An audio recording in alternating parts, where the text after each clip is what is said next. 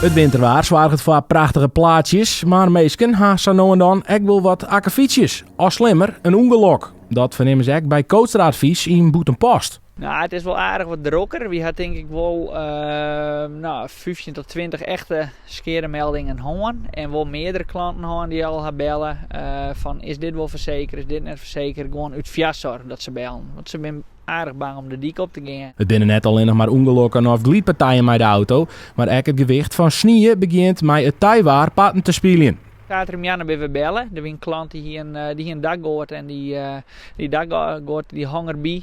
Dat kwam gewoon echt op smeltwet. En nou, ik verwacht je eigenlijk dat nou wel wat gaat aannemen, zo'n soort skerenmeldingen in de komende dagen. Letselskeeradvocaat Alze Hansma had dit soort dagen ook drokker met letsels.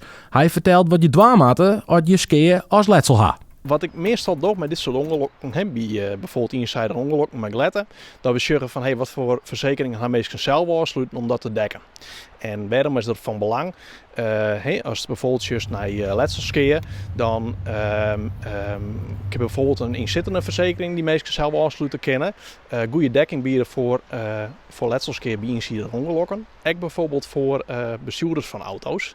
En dat laatste, dat weten mensen vaak net. Meestal denken mensen van, zo'n verzekering is vooral handig voor de passagiers. Maar juist ook voor bestuurders is iets heel erg van belang.